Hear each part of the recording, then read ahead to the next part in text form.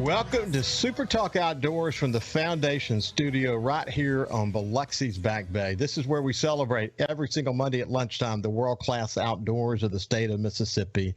I hope you're having a great Monday and had a wonderful weekend, although it was wet across most of the state for sure. Certainly that was the case here on the coast. I want to thank you for joining us on the powerful Super Talk Mississippi radio network, or on Super Talk TV at C Spire TV. But sometimes people are listening on Facebook or YouTube, your favorite podcast.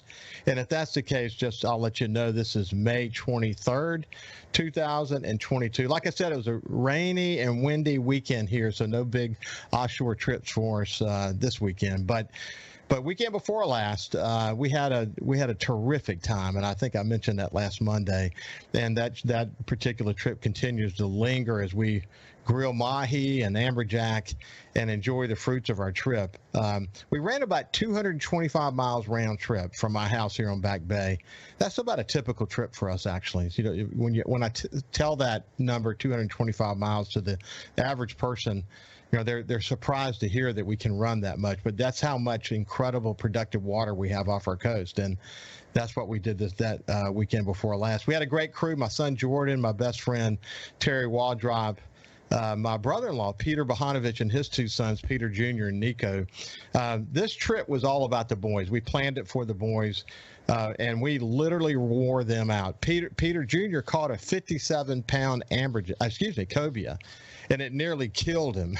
He caught some amberjack as well. Nico, who's smaller, he had a great test on what we call reef donkeys. Also, you know, the dreaded amberjack as well.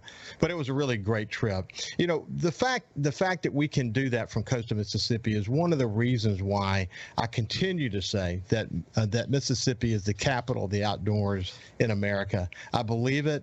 You may find certain segments that are better in other places, but when you add it all together, the turkey hunting, the deer hunting, the duck hunting, the freshwater fishing, the incredible offshore fishing that we have here, we are the capital of the outdoors in the United States, that's for sure. Hey, today's going to be a mostly fishing show. In the second half of the show, we're going to be joined by Emily-Jo Wiggins from the North Mississippi Hatchery. We're going to talk about a bunch of things, including record crappie. And the first part of the show, we have my dear friend Joe Spraggins, who's the executive director of the Mississippi Department of Marine Resources. He's a retired brigadier general from the United States Air Force. I've described him as someone who has reinvented himself a bunch of times. He could have retired and enjoyed life, but then he goes into another career, and then he retires and he could have enjoyed life again. Now he's sort of in his third iteration, and there's no stopping him, and he's a really good friend. Joe, how are you doing, my friend? I'm good, Ricky. How are you today? I'm doing great. You heard the way I started the show. Man, do we have some fisheries that we can have access to from coastal Mississippi, don't we? We do. We have some of the best fisheries in the world, and and the speckled trout are getting very nice. And what we did a few years ago and made the length 15 inches, and it has really worked out. And a lot of people are catching a lot of nice fish. They are catching a lot of amazing fish. Like I said, you've gone through several life's iterations, and I should tell people we're lucky to have you in this role as the Mississippi Department of Marine Resources. You were in a very key role, the head of actually emergency. Well, with civil defense is the way people would hear that, but you had a very key role in the aftermath of Hurricane Katrina. And, when you live through something like Hurricane Katrina in a leadership role like you and I both had along the way, it changes the way you lead. It makes you a better leader, doesn't it, Joe? It does. It makes you look at things a little different. And, some of the small things just don't mean a whole lot anymore at that point, because there's so many major things out there that you have to look at. And it makes you also be a lot more calmer about what you do. And, you can sit back and think about things a little bit, because in those times we didn't have time to think, and you had to go back. We didn't. I said this a lot after Katrina. I think you'll relate to this well. They say that when the going gets tough, I like to add the tough get calm. So the more stress, the more challenge you are, the calmer you get. And I think a lot of us learned that again, like you said, some of the small things we typically tend to worry about, those things don't really matter as much anymore when you're in an aftermath of Katrina. I mean, you really get back to family and faith and your community and, what we can do to bring the community back again. Man, we saw some incredible leadership after that storm, didn't we? We did, and we're very lucky to have a lot of great leaders on the coast and in the state of Mississippi in general. And definitely had a great governor at the time also. And we still got a great governor. So, but we have one now. And the leadership and with the Anthony Topazzi's and some of the others and that they just stepped up to the plate. And I mean, everybody stepped up. Every one of them stepped up, and they just. It was always saying, it wasn't what's in it for me, it's what's in it for us. What can we do? What can we do to bring this coast back? And, we picked 10 years. You remember that right off the bat? Well, it's been 16, almost 17 years, and it hadn't all come back yet, but we've come a long way. We've come a long way, and I say on my show Coast View all the time that the opportunities for coastal Mississippi now to align around the common issues are really strong today, and there's some incredible opportunities, even in the midst of this economic situation, even in the midst of all the challenges that we're facing after the pandemic. There's tremendous opportunity in coastal Mississippi. The downtown areas are thriving. Real estate prices have never been better. People are, by the droves are coming in here. Tourism is strong. And now that you're in this role as executive director for the DMR, the Department of Marine Resources, you're in just really critical role, because if you think about the role that all of the water plays, whether it's fishing or just worrying about it environmentally, you are in a really key role to make sure that one of the most treasured resources we have in coastal Mississippi, that we don't take it for granted, that we take care of it, that we make sure people are following regulations properly. You have a good sense of that in your new role, don't you? I do, and I've learned a lot. I tell you what, that one of the things that keeps me going every day is I learn a lesson every day. I learn something new about something with the fisheries or something with the estuary. But we have, if you think back, you take 2005 Katrina, then you take 2010 the oil spill, then you take 2019 the Bonnie Carey and the devastation that it did, and you look at South Mississippi and you look at the estuary, the fishing world, everything else about it, and what damage was done and where we at and how we reacting to it more than anything. We had a bad situation in the late 90s and early 2000s that we were overfishing the snapper. Well, NOAA took a great stand and said, "Hey, we're going to put this down. We're going to make it work." And today we have more snapper than we've ever had and we're showing records of it. We just did the greater snapper count, and it came back at about 3 times of what they thought, around 100 million snapper rather than the 30 million they thought was in the Gulf. And we have a great program that is being run each state. When Secretary Ross was in, he gave the states the ability to manage out to 200 miles. We have all managed it very well. Each state has managed their part of it and done a great job. Still having a hard time convincing NOAA that we are better at it than they are, but we're going to keep fighting that fight, and hopefully with our congressmen and senators in Washington, they'll keep fighting that fight for us. And but we're going to open snapper season, matter of fact, next weekend. Yes. Not tomorrow, but the next weekend. And Memorial Day weekend we'll open, and it started at 0001 on that Friday morning. And you can start, and hopefully we'll have a good season. Last year we had over 100 days. Yeah. So, I think, Joe, red snapper is a great place to start, because that's about to pick up now. Of course, in Mississippi, there's always this conversation about who's better at managing the fishery, the federal government or the state. When I was in Alabama, it was just an ongoing conversation, as you can imagine. And I mean, just quite a fight. Alabama, I think, has done a good job of managing it. When I went over to Louisiana, same situation, same kind of argument. You know, they have slightly different takes on it, but at the end of the day, same kind of conversation. And that is that NOAA was underestimating the overall population, and it was obvious. It was obvious to everyone when they went out and fished the reefs and the rigs that the fishery had recovered really well from when it had been nearly wiped out. Hey, when we come back with Joe Spraggins, we're going to continue the conversation about the role of the DMR and some of the exciting news about fisheries here in coastal Mississippi. When we come back, we'll continue the conversation. Till I'm dead and gone, just carry on, I'll carry on,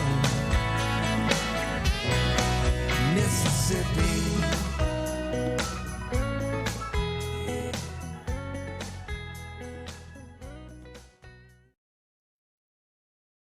Leading the conversation on Mississippi's outdoors. It's Super Talk Outdoors with Ricky Matthews on Super Talk Mississippi.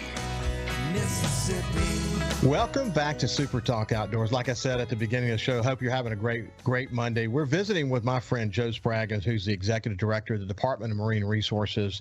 We were talking about red snapper when we went to break. We'll come back to that for a couple of more comments. But before we go any further, I want, if you don't mind, Joe, just give people a sense of the various divisions of the Department of Marine Resources here in coastal Mississippi.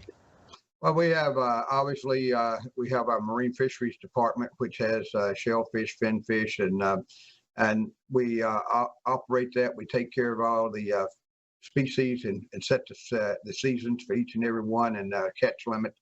We also have a coastal zoning, which takes care of all of our wetlands areas and rebuilds them.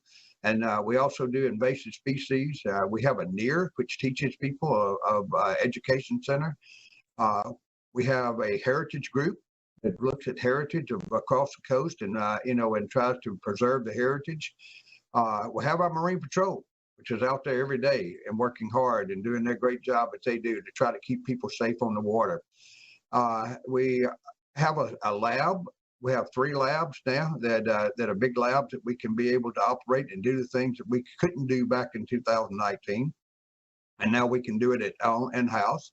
We also have a fishery. You talk about a hatchery. We got one, and the old hatchery that used to be here, the Lyman Hatchery, is now a saltwater hatchery. And we're putting out speckled trout, and we're working now to go into flounder, and we did some red drum. So in obviously the other departments of what we have, we have the normal finance and IT and other parts that operate, but a great group of people.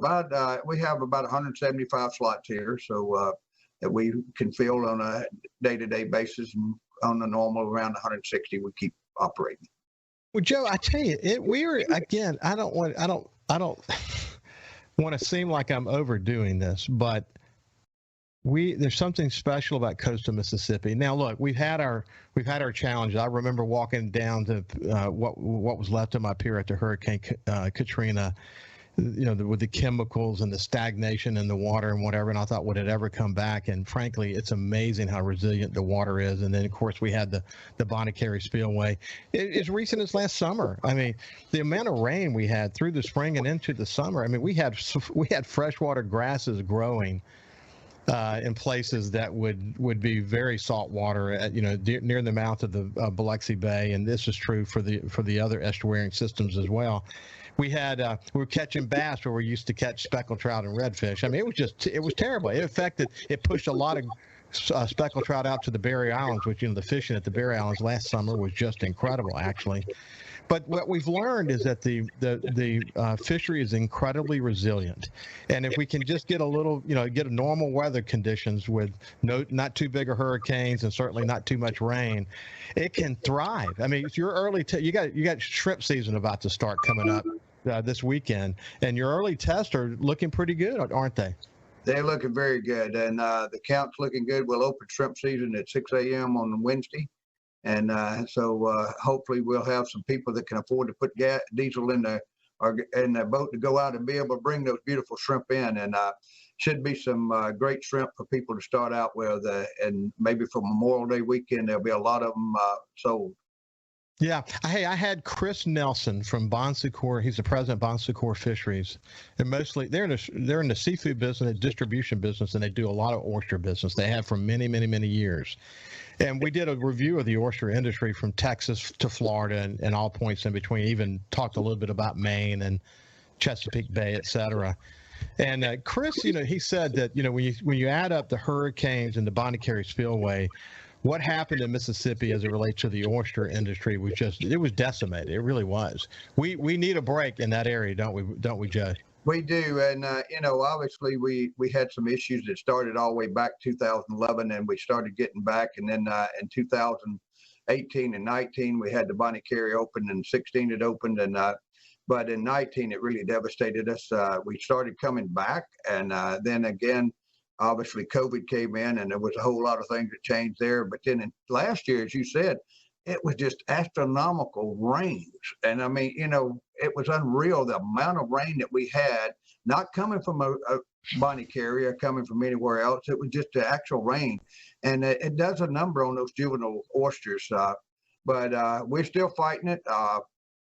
We're trying to get more people involved in it. We have legislation now to give them some more, up to starting July the 1st, up to 3,500 acres they can lease on bottom and do their own oystering. And we also have the off bottom, and off bottom's going great. And so we're trying every way we can. I tell you what, it's not a lack of trying. Yeah, Chris talked about the on bottom efforts in Louisiana that have been very, very successful, and he also pointed out that the off bottom, the cage growing that's happening here, I liken it to what I saw when I was in Croatia a couple of years ago. Right. It's amazingly successful with Mike Arguelles and the work that he's doing with his French Hermit Oyster Company, right.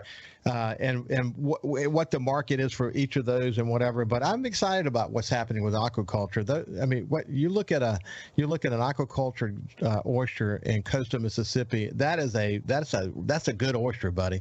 It is. It is a wonderful oyster, and we're doing a lot. I mean, you can go to Mike here over there. He does quite a bit and has his own reefs. Then you get Jennifer Jenkins and them. I was over at Jennifer's the other day. You know how many oysters she goes through a year? 30 million. Wow.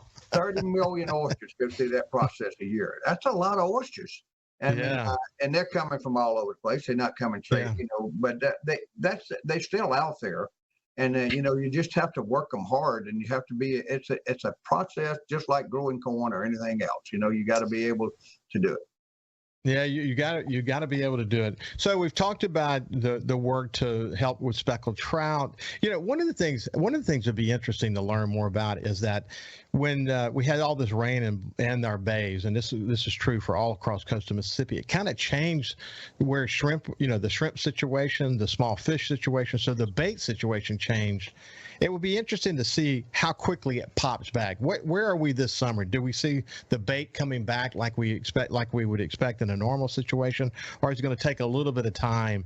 I personally don't remember experiencing a sustained rain event over so many months like we experienced last summer. Has your folks talked about the bait situation in the bays and how long it might take it to come back? It seems to be coming back a lot quicker than we expected, and that's just like the crabs. They went way down on that, and then now they have come back and doing a great job. The crabs are growing, and we're having a lot better process for there than we thought. The one thing that the small shrimp, and of course the shrimp move according to what the moon is. The moon and the tide makes it move, and so that's why we had to open the season. They grew a lot faster than we thought this year because we haven't had as much fresh water, and things have worked out. And I believe that we're going to have some good seasons. I'm hoping that this fall we'll be able to have some oyster season, and so that'll be great. And once again, the other thing we're working on with USM right now is flounder. Flounder's got a little bit harder than it used to be to catch, and it's not as many. So we're working to try to work with them to do a program and grow more flounder and turn them out into the Gulf. So we're looking at everything that we possibly can. I'm excited about the flounder situation. You know, my family and I, we've always enjoyed floundering and soft shell crabbing along the beaches. And my son Jordan, who's a lawyer here on the coast, he'll go out once or twice a week and just check it out. And Joe, he's caught it a couple of times incredibly well with a steel. And most people don't realize this, when the water kind of settles down, there's not a lot of wind. Man, the water can be crystal clear along the beaches. I've got a video that I posted at the Super Talk Outdoors Facebook page showing just how clear the water was. He limited out, and he was still seeing flounders, and he was picking them up with his hands. The water was so clear, and holding them to the camera and then letting them go. But man, when it's owned, that is a great thing to do with your family, because you can take your kids with you, and it's just a lot of fun. I mean, I love driving down Highway 90 and seeing those lights down there at nighttime. I bet you do too. I do. And another thing that we just did other day, matter of fact, it was Tuesday, I think, this week, or Wednesday morning. We took the old Hermits, which was the USM boat that so many people was trained on over the years, and we sunk it out in the Gulf in one of our fish havens. And so we got another reef out that's starting for us. So I love the evolution of the reefs off our coast. You know, I spend, whether from FH2 to FH7, which is a little bit deeper, the fishing there is incredible. There were times when you could go there many years ago and just, you'd be lucky if you caught a snapper, but now you can go there and just about for sure catch a snapper if you do it right. That's exciting. And, one of the great things about being in Alabama is getting a sense of their offshore reef system, which is extensive, hundreds and hundreds and hundreds. I want to see Mississippi do that, and I'm excited that we're moving in that direction, and that's a big goal. Hey, we're actually out of time, Joe. It's been a pleasure to catch up with you, my friend. We'll have you back on a regular basis during the summer. Well, thank you very much, and we wish everybody to be safe and have a happy fishing. Yeah, no doubt. Stay safe. I always end my show with that, actually, so you did it for me. So have a great day, my friend. And when we come back, we're going to continue the conversation with another good friend who loves the outdoors. We'll see you after this.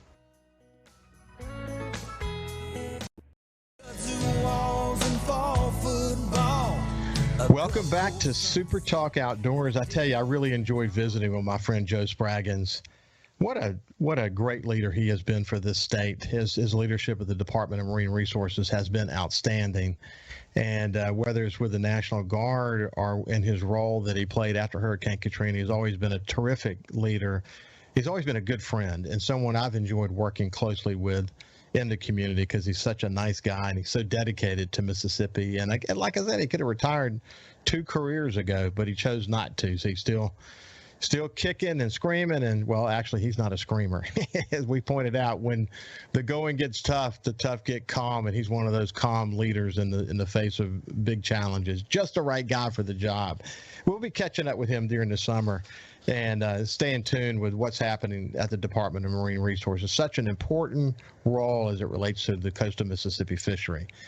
Now we're going to shift gears. I want to invite into my friend Emily-Jo Wiggins, and she's coming to us from the Visitor Education Center at the North Mississippi Fish Hatchery, and she's the director there. How are you doing, Emily-Jo? I'm doing great. How about yourself?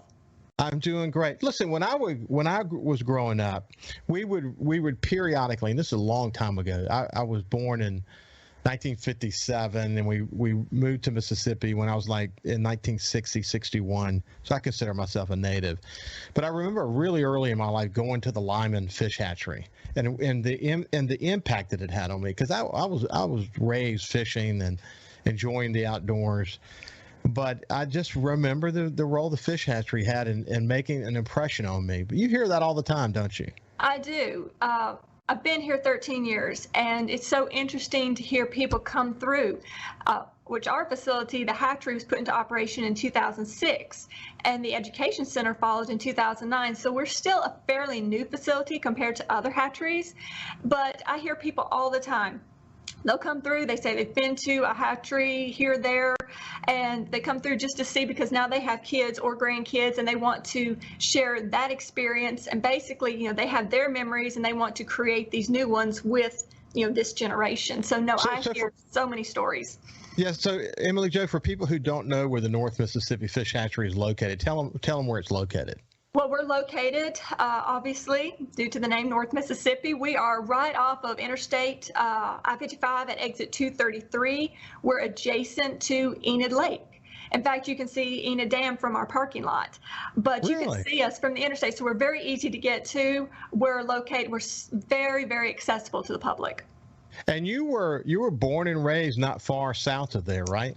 In a large town, Oakland, Mississippi. Like I said, if you blink, you miss it. But grew up fishing, hiking, archery, all of that. So I had that experience, and I'm glad I did. So many today we see youth that don't. And so that's actually one of our missions here, is to try to connect or reconnect them to the outdoors. Yeah, I'm excited about the Department of Wildlife, Fisheries, and Parks and their commitment to youth. And you think about whether it's the shooting sports or whether it's bow and arrow, or whether it's fishing programs.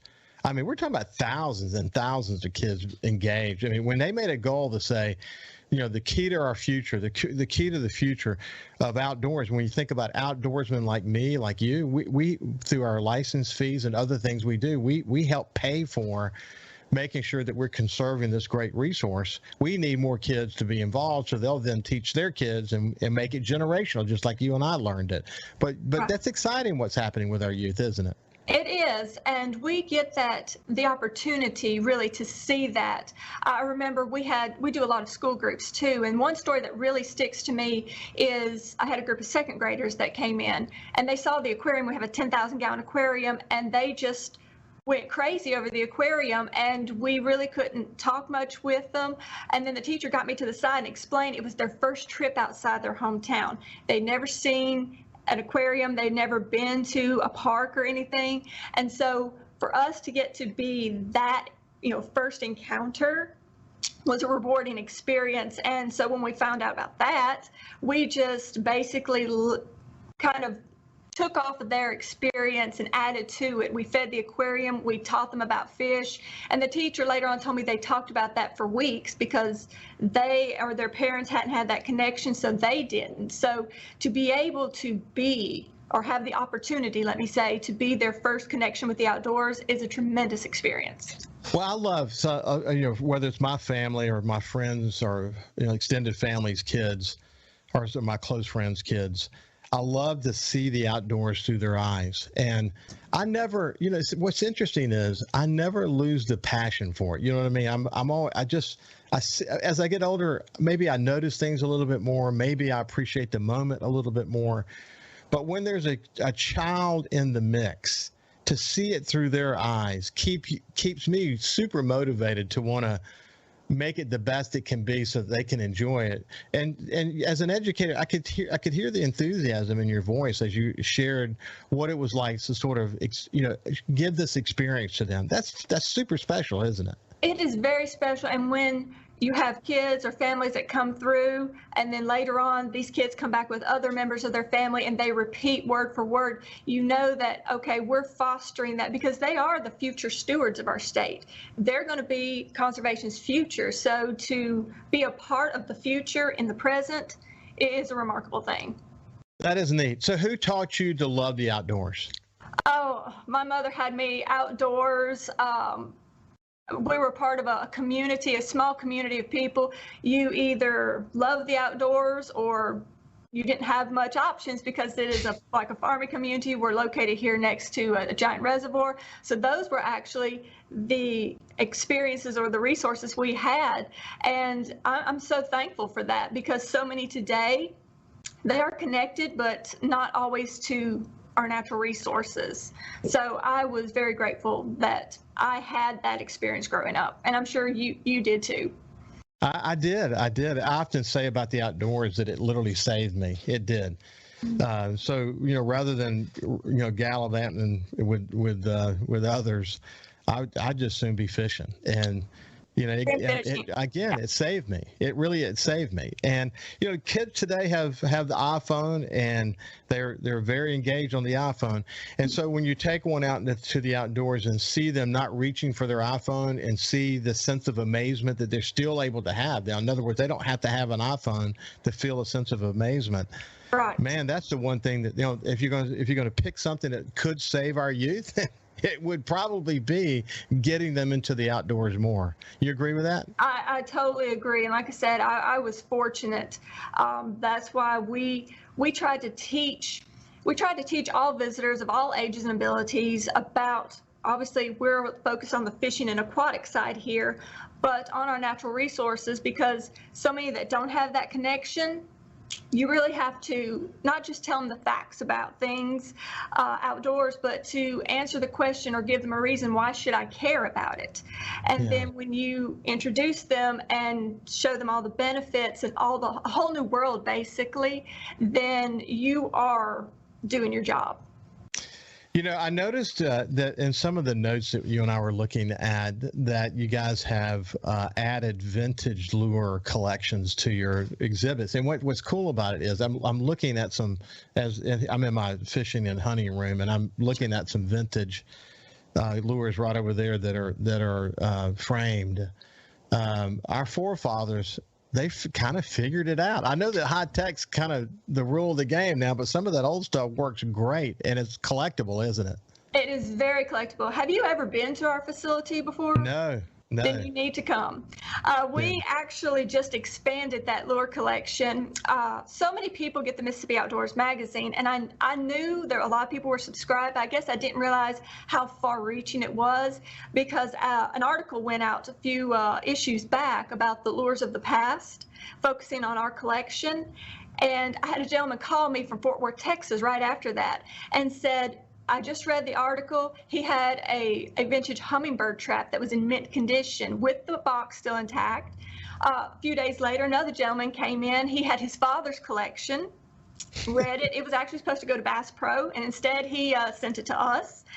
They still had the original boxes, and this is part of their family's history that they are giving us. But we have so many different types of lures now, and most of them are in excellent condition. So yes, they are highly collectible, and some people still use, of course, you know, this is where the modern equipment came from. This is where it all started, and for us to have that, and it's so interesting to hear people come through, anglers or gentlemen with their grandsons came through, say, hey, I had this, or this is what I fished with, and things like that. We have a very large collection, and it has expanded since that article went out. So we are very, very excited. I have this image as you're talking, and we'll come back after the second half. We can talk more about this. But I remember taking my grandfather's tackle box when I was younger and just opening it up and studying each lure that he had in there. And I might have been 6 or 7 years old. I just remember it. I remember what they looked like. I remember some of the names of those lures. So when someone comes to an exhibit there, they look at these lures, and I bet you it conjures up all kinds of old memories. But we'll come back to that when we get on the other side. I'm having a terrific conversation with Emily-Jo Wiggins. She's the director of the Visitor Education Center at the North Mississippi Fish Hatchery. We'll see you after this break. I said 3 Mississippi to this land called home. I'll breathe Mississippi till I'm dead and gone. Just carry on. I'll carry on. Mississippi.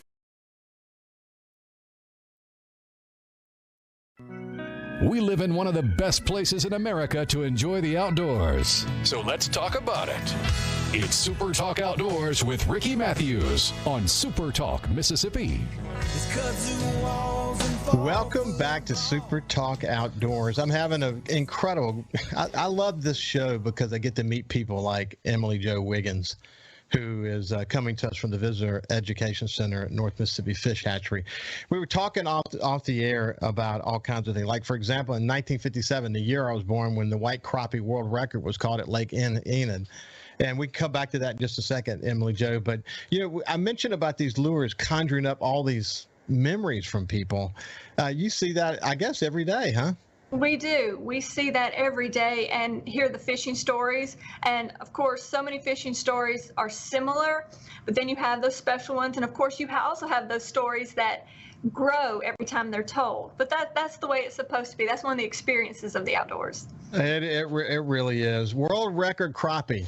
That's still hanging out there, isn't it? You got the so people can see it. We have the original mount here, and people come from all over the country to Mississippi for sport fishing, but for crappie fishing in particular in this area.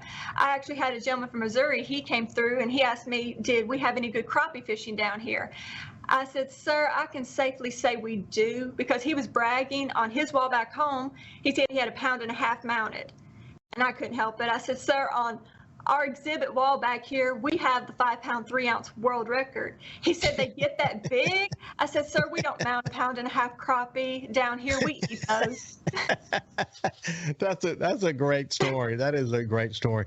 Hey, I noticed there's some fishing poles behind you, and you guys have some kind of veteran event that's going on. Tell me about that. We do. This is time of year we have our youth fishing rodeo, but after the kids are done, we open it up to certain groups, facilities for those with special needs, and we have our veterans group coming. They're coming back. They've been here before, and now that we're able to do these events again, which we're so happy about, they're coming back to fish. And this, even if staff are not scheduled to work, we all volunteer for that because it's so rewarding. The last time we had the veterans group here, and I'm sure you've experienced this too, when you're out there fishing, there's going to be this giant fish that you've been trying to catch, and when you finally get it to the bank, your line breaks or it gets off. Well, that happened last time, and the same veteran told the caregivers there to tell us he was coming back to fish and catch the fish that he lost last time. So he has his own fishing stories, and we do have some new residents coming as well. So we are looking forward to that. It's an opportunity for them to, they may have been fishing in the past and they haven't been able to go fishing again. And that, like I said, is a rewarding experience for us. We all volunteer for that just because it's a facility, it's an area where they can do it safely and still enjoy, what they that's so awesome that you guys are trying to be a great outlet for so many different people. That is so cool. You have, of course, you tend to walk in visitors. As you mentioned, you deal with school field trips. You've actually got some statewide art contests that you're doing as well. Tell me about that. We do. That has been a program that has just grown in size and its outreach. We've had students this year from all across the state. We're talking from Ocean Springs up to Tishomingo. We have several hundreds this year, and the foundation actually sponsors this. The winners are going to get gift cards to Bass Pro. They're going to go in Mississippi Outdoors magazine. We have 4 different age categories, and this year we have seen so many different wildlife species, everything ranging from, of course, white-tailed deer, but we have different species of insects. It's nice, as you mentioned before, seeing a child, seeing the world through their eyes or the outdoors through their eyes. This is an opportunity for us not only to see the talent we have in our Mississippi young people, but this also connects them in a different way with the outdoors, and we can see the outdoors and what they see through their eyes. Yeah, I'm privileged to this show to be, the title sponsor for the show is the Foundation. We call it the Foundation, but it's really the Foundation for Wildlife, Fisheries, and Parks. The reason why we don't say that every time is because people confuse it with the Department of Wildlife, Fisheries, and Parks. But the Foundation raises money and helps sort of fill gaps for the department, and is very involved in youth programs. And just the one you just mentioned is a great example of that, isn't it? It is, and like you said before, there's so much that has done so many different areas of outreach, and this is just another one, or maybe just a different way to reach them, so that they can go outdoors and capture it in their own unique way. And we get to see that, and it's amazing, and I just can't wait for everyone to see what we're seeing right now. That's awesome. Well, tell me about the Bassmobile. The Catch Company created this Bassmobile as a way to introduce people to the outdoors. It's like a large vehicle that they have reconstructed to look like a largemouth bass, and there will be family games. There'll be a bait touch station. This is actually the first time we've hosted it, so I'm curious always to see, what we're going to have. That's exciting. Hey, listen, Mary-Jo, we'll have you back on again. You have a wonderful personality, and I bet you do amazing in your job because you're so much enthusiasm. But this has been Emily-Jo Wiggins, and she's the Visitor Education Center Director at the North Mississippi Fish Hatchery. It's been a pleasure, my friend. It's been great to be here. Thank you for having me. Thank you for joining us on Super Talk Outdoors this week. Stay safe in the outdoors. Have a great week, and we'll see you next Monday.